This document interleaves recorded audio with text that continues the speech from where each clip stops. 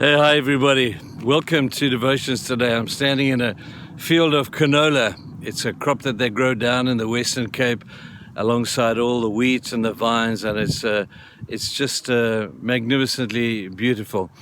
But we're talking about 1 John, and we're into chapter 3 right now, telling us about what love really looks like. Yesterday, we said that there are two criteria 1 John suggests that you can establish whether you really are in the faith or not. The first criteria we said yesterday was the criteria of whether we hate sin. We've got to hate sin, not got to just dislike it. We have to have an avid hatred towards sin, because it's sin that hurts us, and it's sin that offends God and separates us from Him. It's this hatred for sin. But then later on in that same chapter, he tells us what it is, the other criteria or characteristic, if you would, of what it means to be a believer, and it's found simply in loving one another. He says this in verse 14 of chapter 3, "We know we have passed from death to life because we love our brothers. Anyone who does not love remains in death." Now those are intriguing words when you think of how that the contrast of the world in which they lived, and in those Roman times and in those first century church times, where according to the Old Testament times and according to the law, it was like a dog eats dog world. It was looked at as being a weakness when you showed meekness and kindness to others. It was a world where it was an eye for an eye and a tooth for a tooth. And now Jesus came breezing into this world, and he said, no, guys, you got it all wrong. It's no longer an eye for an eye and a tooth for a tooth. It's love one another as I have loved you. Now, we all know how Jesus loved us completely and unto death. And Jesus said, I've set the standard for you. This is what love should look like. And then we see Jesus telling his disciples that it's by this shall all men know that you are my disciples. Not by how much you know. It's not by how big your church is, or by how well you can do the religious things of the day. We will measure your spirituality by none of those. We measure real spirituality by your hatred for sin and your love for one another. Now, if you read on into the book of Acts, after John had been put on the island of Patmos, and you read on in the book of Acts, and we see how practical this love evidenced itself.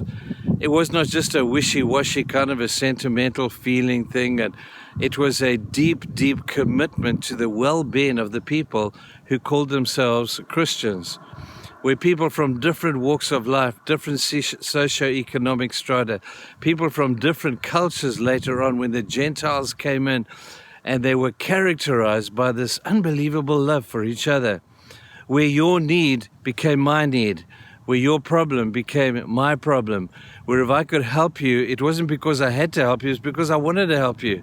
I'm a believer. We're in this together. And the world stood back and looked at Christians and thought, man, this is incredible. We have never seen anything like this before.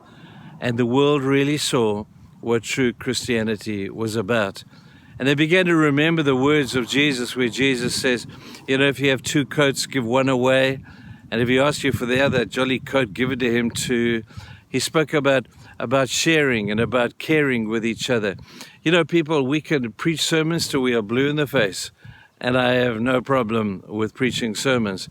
But if that's all we do, if our religious faith does not bring us into connection with people who are poor, underprivileged, under-resourced, marginalized, and overlooked, then I wonder if we have a legitimate faith at all.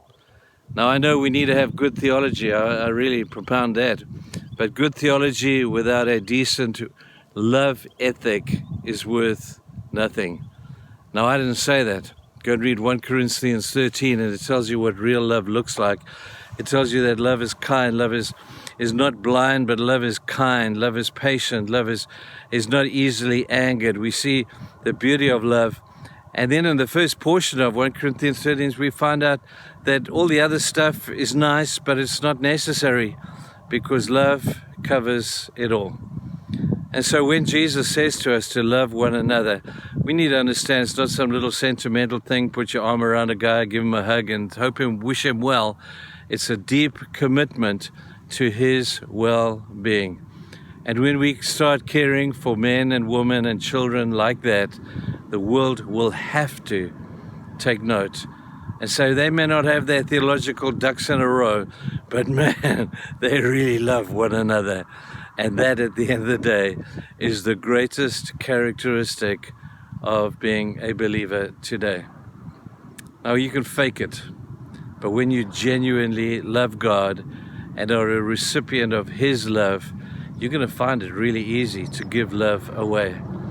And so don't try and be loving without having received love from God, because he who has received love from God is able now to have a source of love that is outside of himself, that he's able to give it away to others around him. You will never run dry. You'll never. You say, but what happens when I overlove people? Can I overlove people? I don't think you can. Because God says, as much as the love that you give to others, I've got plenty more to give to you so that you can give it away. It's an amazing thing. This is the greatest characteristic of true Christianity. Do we really love one another like that? Think about that today. But go and have a good day, and we'll see you soon. Bye-bye.